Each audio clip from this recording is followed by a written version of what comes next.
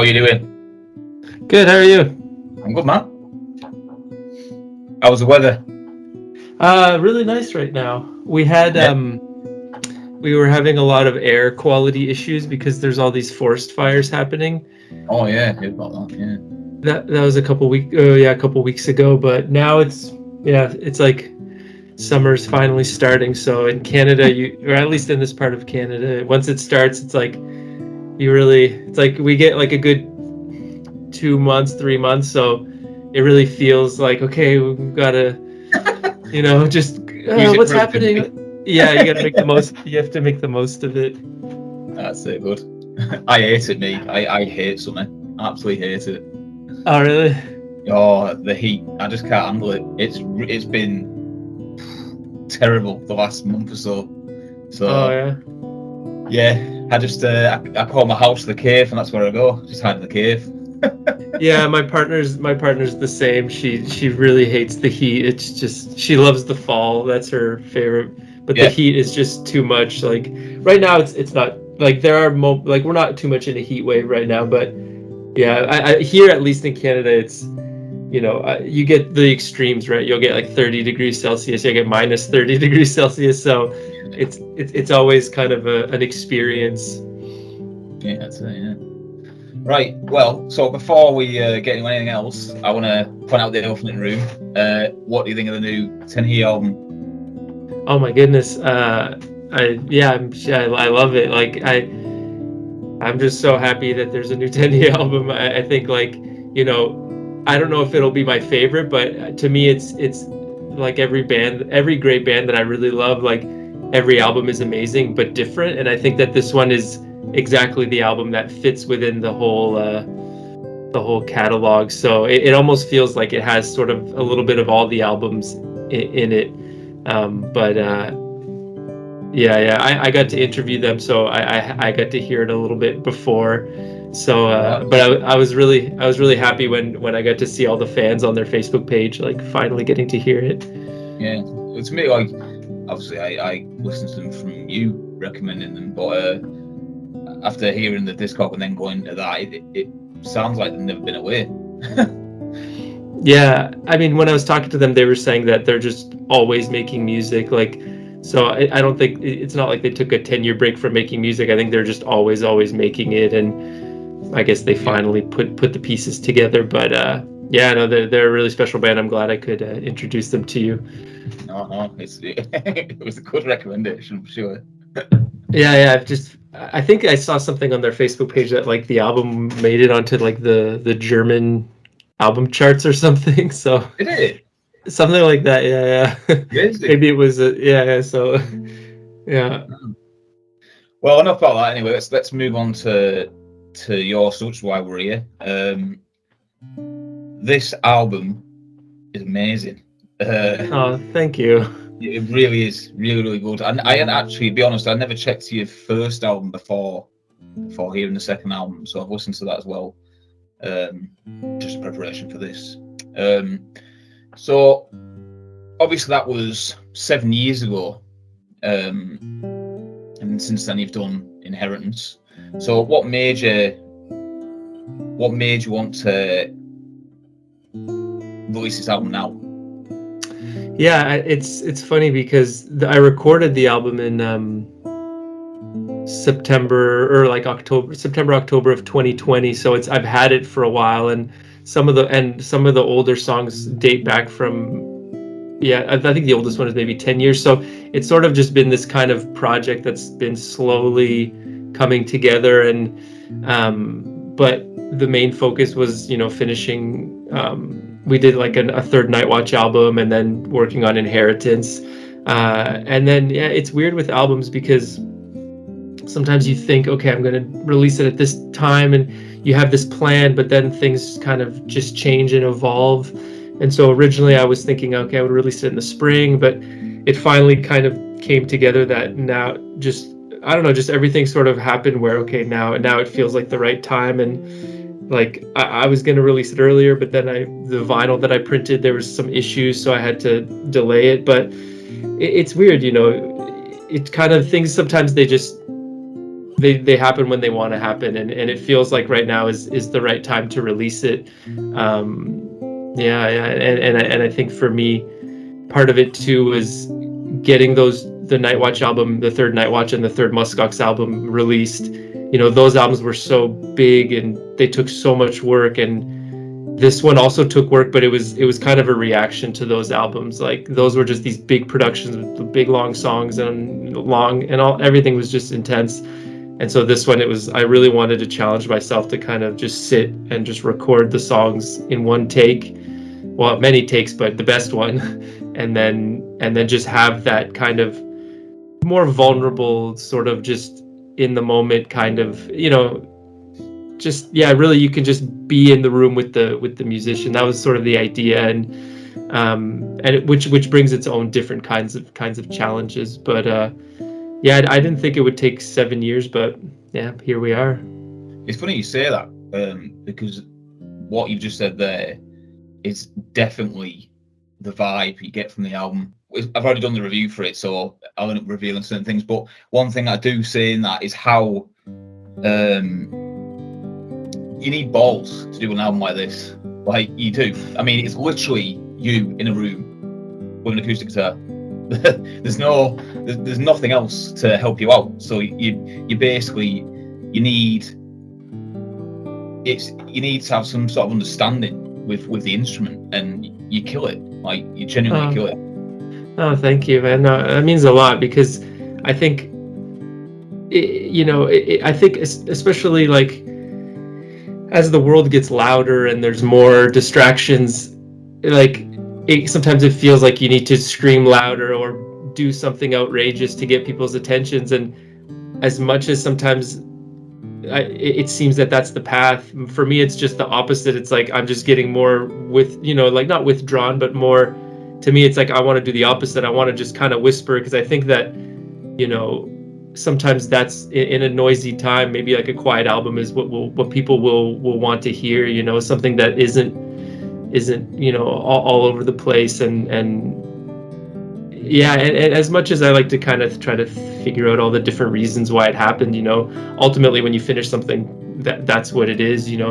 That's what needed to sort of come out. And and I've been sitting with this material for so long, and I've sort of wrestled with it and struggled with it and doubted it and questioned it. And so that's why it means a lot to hear from you, and just that it was able to, connect, because sometimes it seems like, we sometimes limit what it is. In my mind, I think like, oh, it's just a bunch of simple guitar songs or whatever, but yeah, that's kind of, that was the original idea, was to make these sort of short songs. But then when I started listening back to the album, I realized it was like, there was sort of all this deeper kind of energy moving through it that I wasn't really expecting, because the original idea was to just make some short songs and then release a guitar book, which I'm doing as well, just for people that want to work on finger picking. And because a lot of times when you're learning guitar, you're working on things or technique, it's very much, okay, here's a technique thing, but it's not that musical. And so I wanted something that someone could sit and learn, that was interesting to learn, but also had a lot of emotion and could be beautiful, as well. But I didn't expect it to be so heavy. I think when I sat back and listened to it, I was sort of like, oh, okay, like. But I think that's what always drew me to the acoustic guitar, was there's something really heavy about the acoustic guitar kind of by itself. It's sort of it's a different than like a wall of sound kind of heaviness. It's this sort of like heavy solitude. I don't know. I'm excited for people to hear it, because I've been in my own head about it and with my own perspectives on it. So it's nice to hear what it sounds like to other people. Yeah, I think like we said there about the acoustic guitar, I mean, it's like similar to Raph as well with his cello. It's something you need a heart to play it, I think. You need understanding of the instrument, and you need a heart to project it. And I think, yeah, man, you've got it down.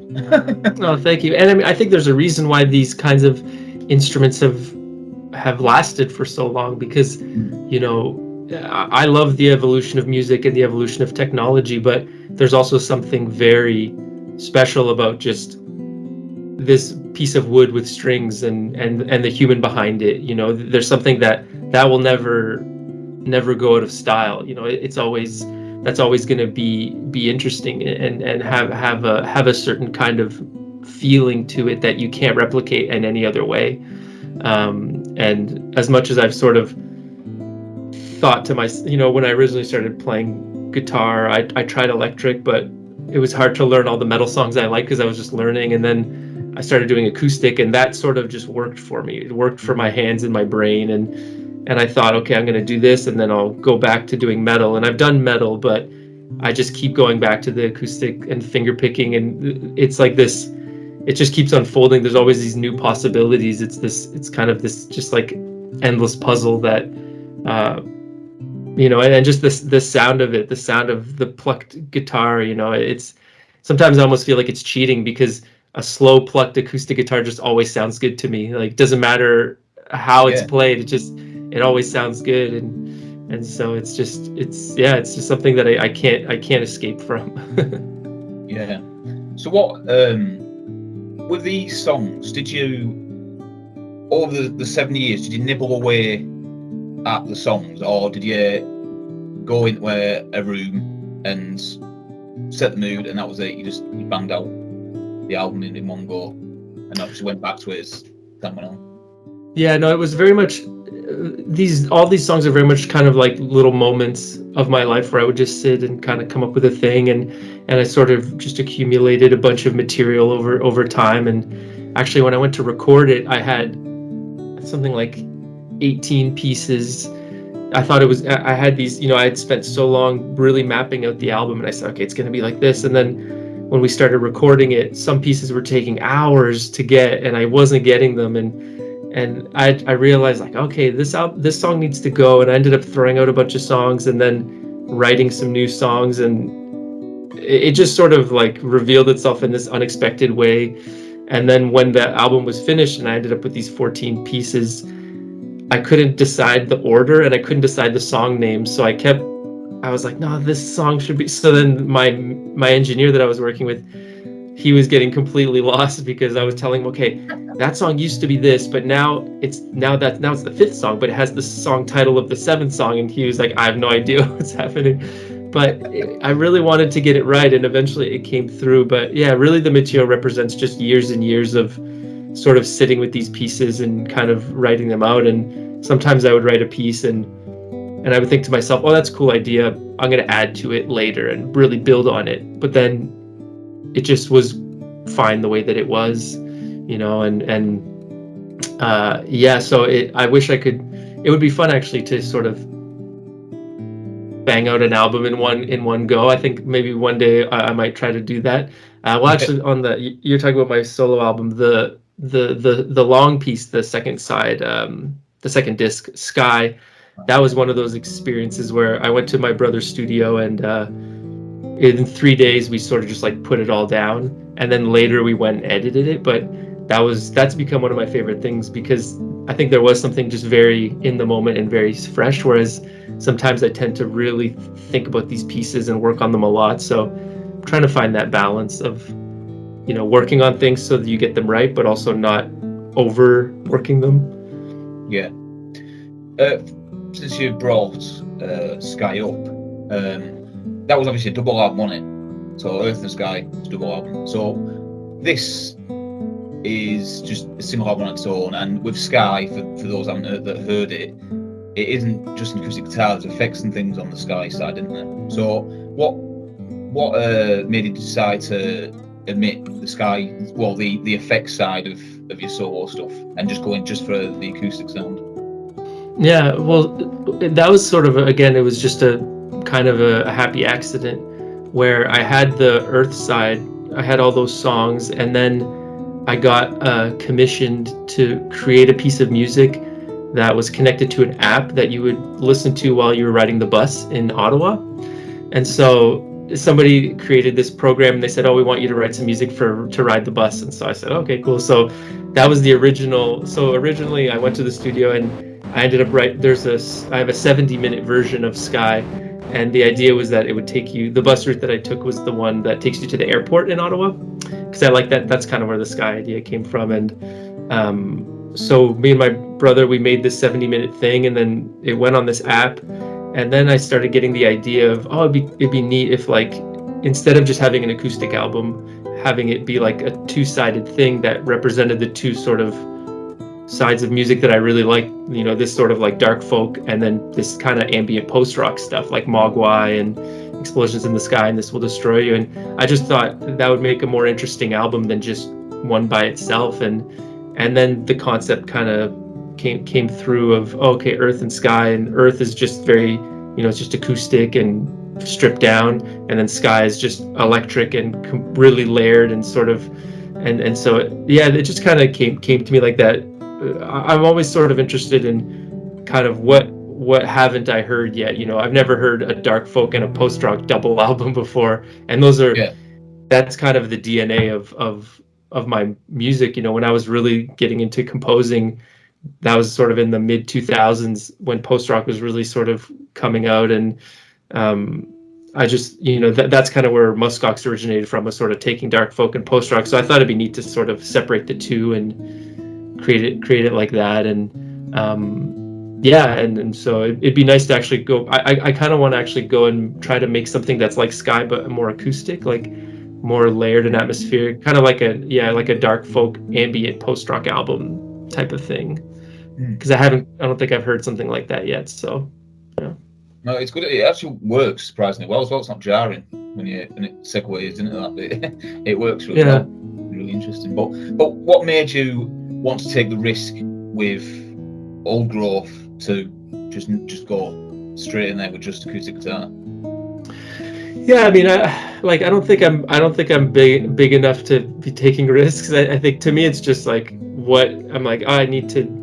It's sort of, and I think a lot of musicians would say this, like, the more you work on music, you just compile material, and after a while, certain things just, you know, I think we've talked about Devin Townsend, and Devin Townsend talks about this too, where he just writes music all the time, and then eventually he has a folder of this kind of music or of that kind of music. And I think it's kind of the same way, not to compare myself to Devin Townsend, but just working on music, and then eventually I just have this folder of short guitar pieces, and I thought, okay, like, that's the next album, and I'm excited to get it done because now I have a bunch of other folders of stuff that needs to get out. But yeah, to me it just felt like the right thing for me at this moment. Also, it sort of, you know,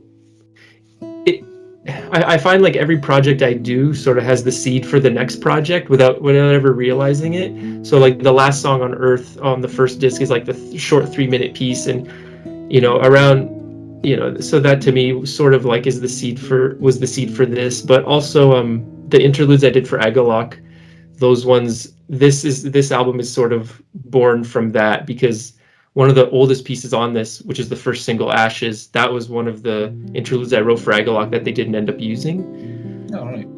So when I wrote those interludes for them, I thought I really enjoyed like just writing just very short pieces. And so then I had this kind of leftover interlude, and I think that kind of sparked the idea of, oh, it'd be fun to make like a full album of this. Yeah. All right. Well, you were saying before about struggling to where you're going to put the songs. To me, like, it sounded like, I mean, you probably have had it in your head anyway, to have some sort of like narrative of where the songs go. But from Path up to me, this is a much darker album than Earth and Sky. I think it's a lot moodier, and when it gets to Path up to Ashes, it's like building up to, it's like really like poignant sound. So was there an intention to have that sort of flow? Yeah, I think once I started piecing it together, it almost feels like side because it's 14 songs, so I really saw it, because I knew I wanted to print it on vinyl, so I saw it as, you know, 7 songs and 7 songs. And so yeah, to me that's actually a good point, because the opening of the album is a bit, I don't want to say lighter, but there's something, there's a different kind of mood, and then it sort of shifts near the end of side A, and I almost kind of feel like to like reference like a video game, like sometimes like in Legend of Zelda, or in a lot of video games, you'll have like the overworld and the underworld kind of, and it almost felt to me like side A was sort of like more in the everyday world, and then side B, you know, after Rest, then it sort of shifts into this kind of like darker kind of. To me, side B is more like ephemeral a little bit, and I think the titles, some of it represent that. Whereas side A is a bit more tangible. You know, there's, you know, it's more kind of like tangible concepts with the songs, but then it sort of once Rest happens, then it sort of leads of mood. And I wouldn't say like I intentionally did that, but once I started organizing it, that sort of revealed itself. Which, and then I think near the end it sort of like comes back around. I find like most of my albums, I always try to have like a soft landing. It's something I like in an album, is sort of just bringing the listener back. And It's funny you mentioned Legend. Sort of happened. Sorry, it's funny you mentioned Legend of Zelda, because that and Elden Ring were the two video games I had in my head throughout a lot of it. It's got that very. Okay. You ever play Wind Waker? Oh yeah. That's one of my favorites. Well, for the like the earlier tracks, that's the sort of like vibe I was getting from it. Like at the very start of Wind Waker, that's that sort of upbeat, sort of like bright sky sort of sound. Yeah. So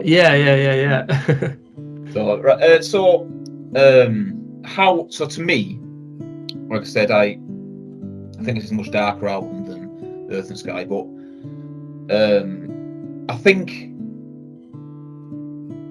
the songs are a lot sharper. There's a lot more melody and like accessibility. Well, I mean, you get accessibility in the sort of sound anyway, but it's like really accessible, and you can really like sink your teeth into the melodies and the hooks with this one, which I don't think is quite as prevalent in the last album. So that's my take on it. But how do you think this album differs to your first solo album? That's a good question. I think when I did Earth, that was sort of around the time, because that came out in 2016, but a lot of that material was sort of tied to like when I was working on Woodfall. I sort of see those ones a bit connected. And so to me, when I did Earth, it was more like, I think my more like progressive metal influences were coming through. Like I think Earth is very kind of dense and very technical, and it's more sort of like this kind of machinery. Things are sort of just like constantly spinning, and the melodies are there, but it's a little less clear. I think it's more of this kind of, I don't know, like cascading of notes.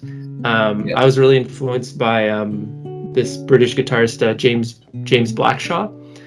He plays 12-string guitar, and he does a lot of this very fluid kind of playing. And so I think that would be the main influence for the first one, that it's a lot more kind of progressive metal influence and just more technical.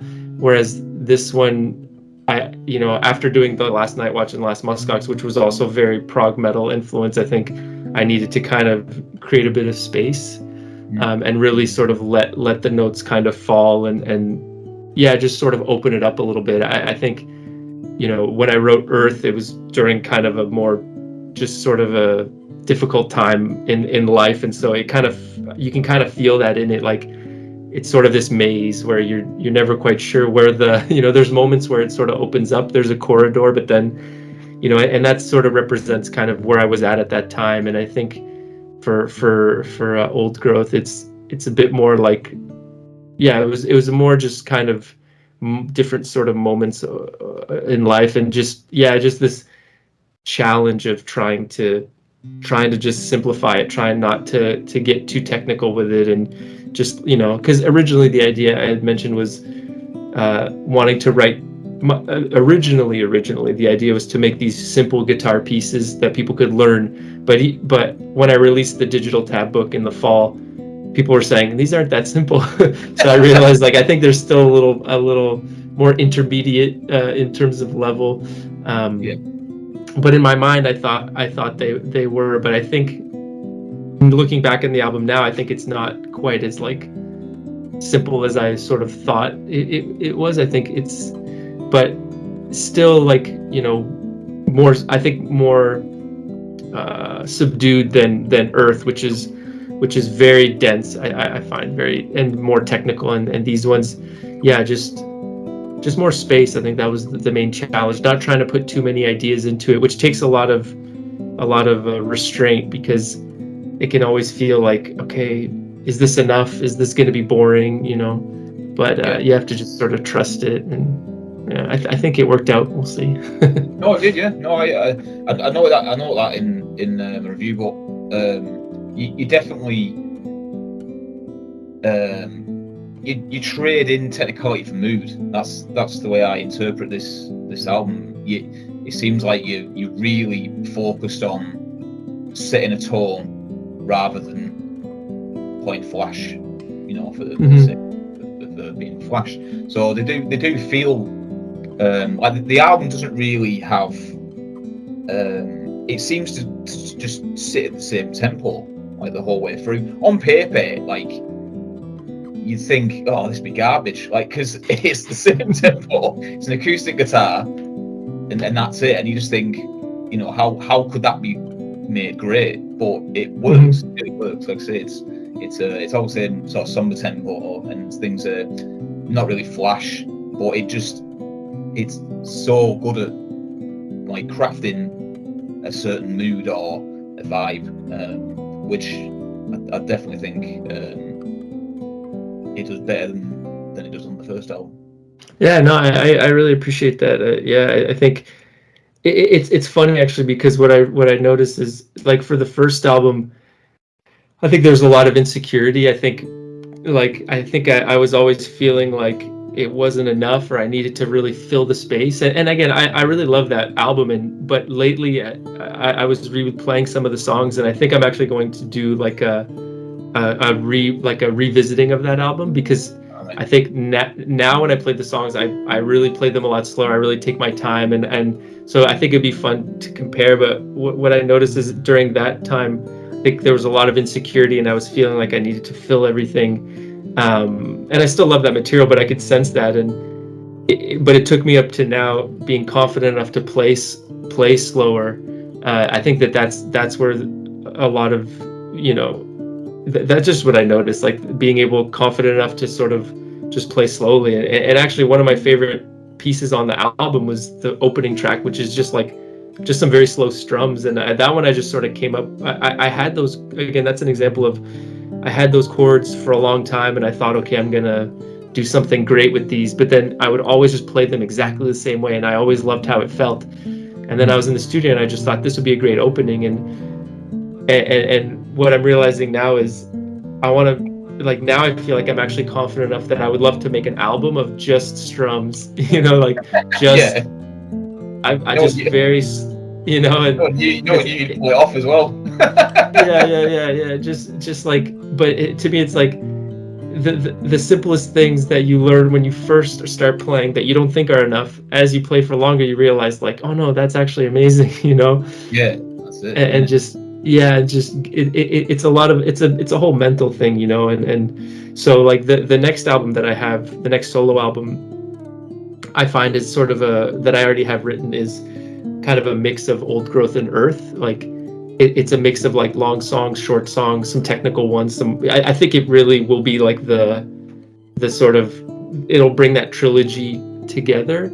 And that's why, if you're a musician, you have to just finish whatever you're working on, because otherwise you can't move on from it, and so, as much as this project, like, I feel is really old, and I question it sometimes, I'm just, it's finished, and I have to just let it be and see how people feel about it, and then, like, use that. Now that I've done this, I don't need to make another album like it. I can just move on to another thing. But it's just funny, yeah. The more confident you get, for me, the more confident I'm getting, the less I want to play. The more sparse I want to get. Well, they say that restraint it's a hard thing to do. It is a hard thing to do. You get some beast players, but to be able to pull back and give just what the song needs, it's not an easy thing for some people, is it? So. Yeah, and again, it's not even, I'm not even saying it's better than the next thing. It's like you said, it's what the song needs, and sometimes the song needs crazy shredding, or it needs an intense, And it's just what I noticed for myself when I listen to my demos, like, or even if I listen to recordings of me playing live, I'm always thinking like, I need to slow down. Like, even if I think I'm playing slow, like, because that's just what I like to hear. And I have this conversation with a lot of musician friends where it's funny how like the things we really like, we allow other people to do it, but sometimes we don't allow ourselves to do it. Yeah. You know, it's like when I listen to something ambient, just like one chord, I love it. I'm like, that's amazing. I love that, you know, but then I have to like be like, okay, well, I should do that because that's what I love to hear, you know, like just even like when you listen to Tenhi, like their stuff, a lot of it is very slow, but you don't think this is slow. You think this is perfect. You know, they know how to find the perfect tempo, which is, I think, one of the hardest things in music, because a little too fast, a little too slow, it can really change everything, you know. And it's finding the right, you know. And with Old Growth, there were some songs where we would do a take and it was not quite, and then slow it down too slow, and it's just finding that sweet spot. These are all like really subtle kind of things that you don't notice when you're listening to somebody who's doing it well, because it just works, you know. Yeah. So what's next? Where do you go from here once this is dropped? What are your plans?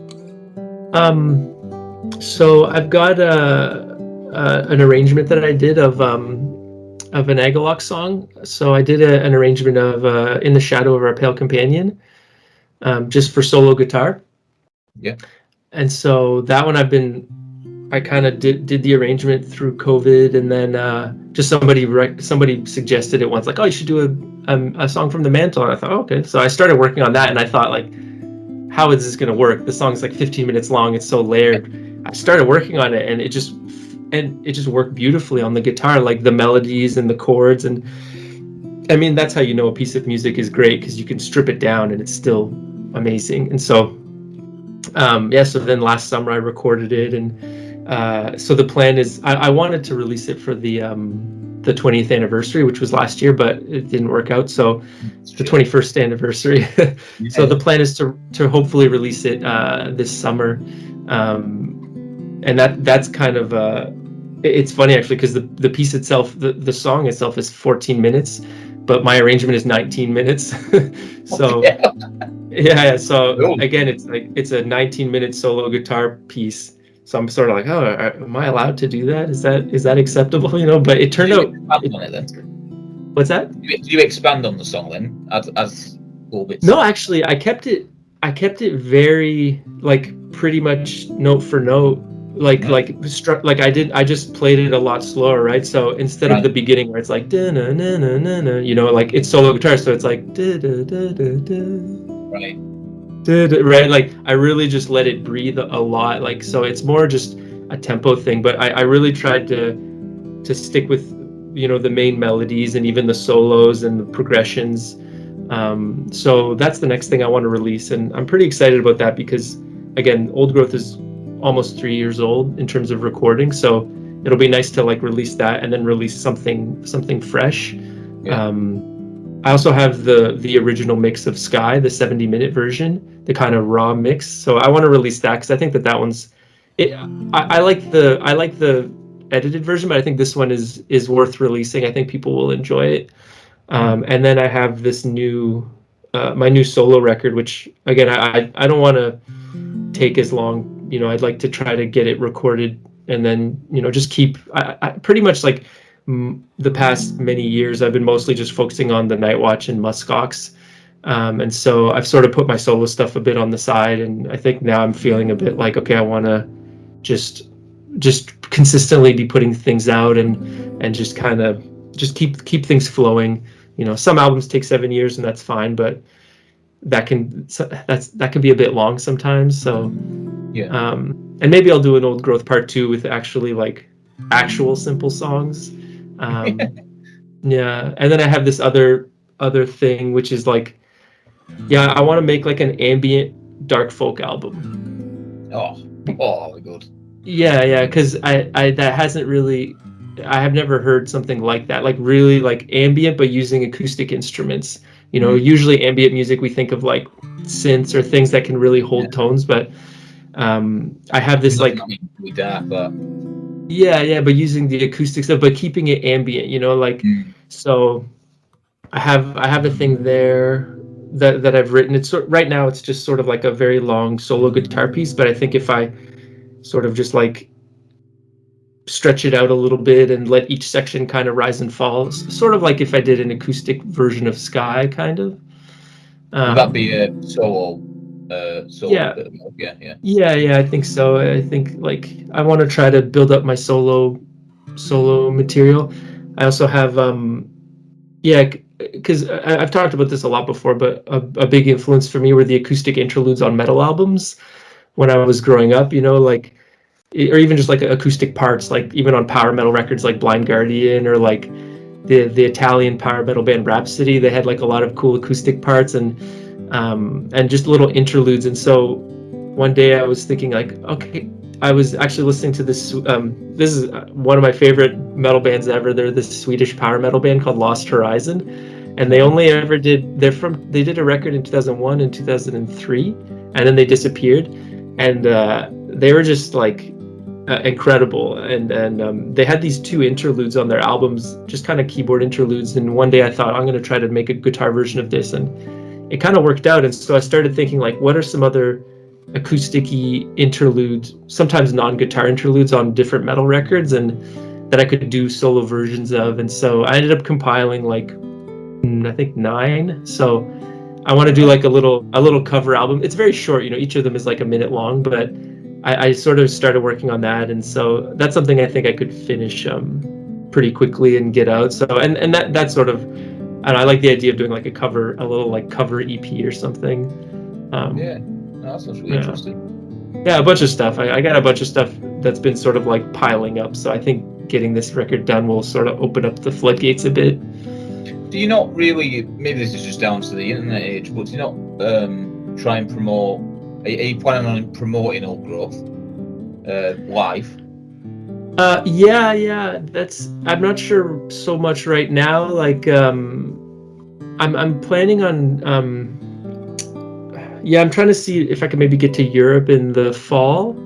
Well, I'm gonna be in Europe doing some guitars with the Dutch group Thurnen. Right. At Prophecy Fest in Germany. So we've been in touch for the past little while, and he asked me if I could like support him live. And so since I'm already going to be over in Europe, I might try to like see if I can connect some dots, and maybe like I don't have anything planned now, like Old Growth World Tour or whatever, but I definitely want to play live, because when you're playing solo, it's pretty easy. You just show up and play. Yeah. So we'll see. Oh, cool. So, last question. So, with all this solo stuff, where does that leave Muskox? Muskox, I mean, right now, yeah, it's just me and Raf, and we've talked about getting together to try to write some things. I think we're in a similar feeling with Muskox, where we want to just not have things take so long. We want to just sort of get something out. So yeah, I think we've talked about getting together and even just getting in the studio and recording a single or just something. Raf's obviously like one of the busiest people that I know. So I think for us, it's just a matter of setting up some time and getting together. I think we both agree that we want to sort of take it in a different direction. I think the trio kind of violin, guitar thing, I think with Inheritance, I feel like we sort of reached the peak of that style. I think that was a record that we really needed to do, because Woodfall was this big experiment, and after that we sort of thought, okay, I think we can level this up a little bit in terms of production, in terms of writing, and from there on, I've talked to him about we should go in the studio and record something where he doesn't play the cello and I don't play the guitar. Which is like not a big deal, because Raph plays a million other instruments. Yeah, But yeah. it'd be fun to just, I really want to make I feel like I really need to make some ambient music right now, and I think it'd be fun to make like an ambient record with Raph. just something that we can do, that doesn't take too long. And again, I'm always thinking about what have we already done and what haven't we done. And when we talk about a band like Agalloch, like every record that they've done goes in a different direction. Mantle is like more folk, and then Ashes is more post rock, and Marrow is more black metal, and then Serpent is almost more of like a rock record. But they're all amazing, and I think to me, I'm thinking about that, like, okay, what haven't we done? And maybe also I've talked to him about maybe doing almost like a Muskox old growth record, like just me and Raph, guitar, cello, live, short songs. Like, well, I wouldn't be surprised if the next Muskox record turns out like that. Very cool. Because we've layered a lot. You don't intend to replace Evan then? Just for the time being, I think we might go with find a session player to sort of, when we decide to do that material live. But I think we want to just kind of keep it the two of us as the core, and then see what happens. Yeah, maybe hire other musicians or bring different people in. But yeah, I think it's sort of the future is open, and we're both very still like really into it and excited about it. I think we definitely want to do some touring, to tour some of the Woodfall Inheritance material, because we haven't even done an album release for Inheritance, and it came out 2 years ago. Like, so I think that's something we would like to figure out is how to actually perform that material. Even if the new stuff isn't a trio, we still want to play trio stuff, because I think a lot of people would like to hear that. Yeah, definitely, me included. Yeah. Get the UK, mate. I'm there. Yeah, I mean, we have a lot of fans in the UK, so I think going over to the UK would be a good plan. So maybe for 2024. Also, next year is kind of a interesting year, because it's the 15th year anniversary of the first record, and then it's the 10-year anniversary of Woodfall. So it seems like a good time to set something up. Yeah. Cool. Oh, cheers for your time, man. Is there anything else you want to plug or mention to? Yeah, go listen to the new Tenhi album. That is good. It's all as good as X. yeah, and then listen to No, I just to me, like, it's just nice. I really appreciate your support and just your enthusiasm and for this music, and anyone that likes music, like, thank you for listening. It can always the internet is so overwhelming. Sometimes it's hard to know where you are in any of this, but I just kind of keep going, and people, if people like it, that's awesome. And I just want to continue making things that are interesting, and I hope that people check out Old Growth. July 21st is when it comes out. Just, I don't know, keep supporting all the music that you love, and take time to message the musicians that you like, and even if it's not me, no. Just use, like, especially if it's an independent artist that maybe isn't super famous, like, it goes a long way, just to hear that kind of feedback. And so just keep supporting music, and good time to wrap up on that, I think. But I will say, just before we go, you mentioned it earlier about this year has been, for me anyway, there's not been a great deal of like really standout albums, but the ones that have been really loud, like abrasive. So I don't know if have you heard the new Avenged Sevenfold album? I have not. Super experimental, but like in a really good way. But so after listening to all that stuff, then going and listening to Old Growth, it was a really like a palate cleanser. It was really good. It sort of complemented everything I've heard, so it works really well. So hopefully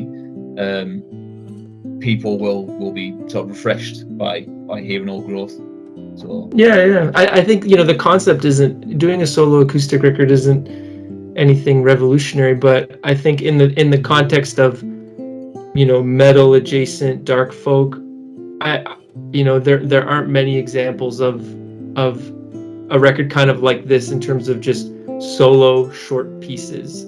I think a lot of dark folk stuff is usually pretty layered, which is great, but I think yeah, part of the reason I got into acoustic guitar was because I was hearing dark folk stuff like Ulver and Tenhi and those riffs. I was hearing them and I was thinking, I think I can play this. And I was inspired to pick up the guitar from that. And so, as I mentioned, there's a tab book that is available for this album. There's the digital copies are available through Raven Music Editions, which is based in Norway.